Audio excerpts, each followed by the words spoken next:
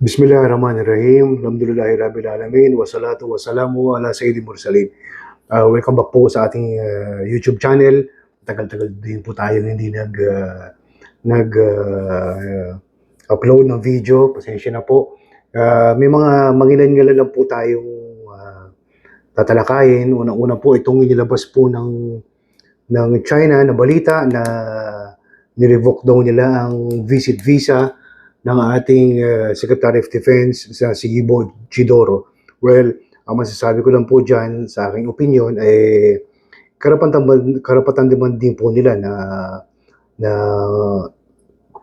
gawin yun kasi bansa naman po nila, wala naman po tayong magagawa dahil naman po alam natin na nagkaroon po ng medyo manghang na salita ang gobyerno natin laban sa bansang China.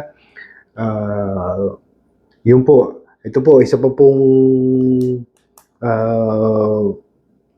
breaking news. Nagsalita po si Senator Joel Villanueva. Iparirinig ko na lang po sa inyo ang sinabi niya para galing na po sa kanya yung balita. Atin daw po siya kung magkakaroon po siya kung magpapatawag po ng special session sa Senado. Atin daw po siya. Alam naman po natin na ginigipit itong si Senator Joel Villanueva. Ito po ang kanyang mensahe. Pakinggan po natin. Staff should not be caught in the middle of this political fight. Hindi po pwedeng puro away na lang. Bilang mga lingkod bayan, prioridad po natin. Dapat ang siguruhin na patuloy na nagtatrabaho ang bawat isa sa atin, lalo na ang Senado. Sasabi ko lang po dyan, abangan po natin kung magkakaroon po ng pagtawid bakod. Kung siya po ba ililipat sa majority, sa Gatchalian Block or hindi. Otherwise, mag-i-stay siya as doon kay Senator Alan Peter Cayetano, mananatili pong presidente, Senate President si Alan Peter Cayetano. At kung lilipat naman po siya, sila na po ang Gatchalian Block na po ang magiging majority. Tuloy po natin yung sinabi niya ni Senator Joel. Para po sa ating mga kababayan. Sa pagkakataon po na magkaroon ng special session, tutuparin po natin ang ating sagradong tungkulin sa ilalim ng ating saligang batas. We will be there. Una po, maghahain tayo ng resolusyon para matiyak na may sapat na pondo para sa relief, rehabilitation, at muling pagbangon ng mga lugar na tinamaan ng lindol sa parte ng Mindanao. Kailangan pong malaman agad ng mga ahensya kung ano nga po ba at gaano kalaking tulong ang kailangan ng bawat komunidad at pamilyang Pilipino. Pangalawa, isusulong po natin ang mga pinakakailangang mga panukalang batas, lalo na po yung mga panukalang nasa huli na at ikatlong pagbasa.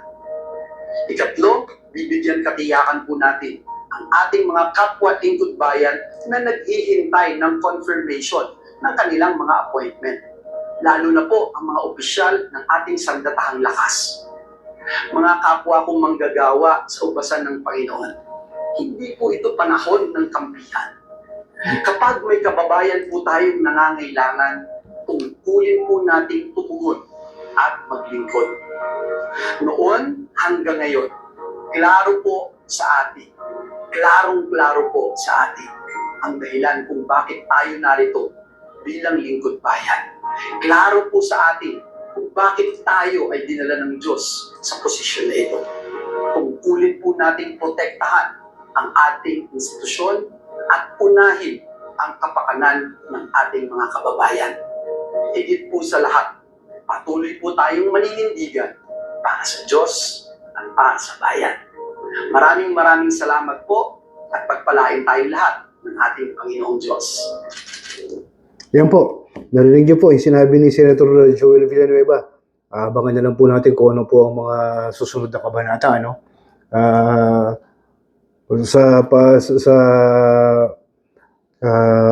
At the moment, mag-ano muna tayo, no? Ito maghangalap muna tayo ng bali-balita. Babalik po ako sa susunod na mga videos. Mag-like and subscribe po tayo para medyo po tumaas po ang ating mga views. Maraming salamat po. Assalamualaikum warahmatullahi wabarakatuh.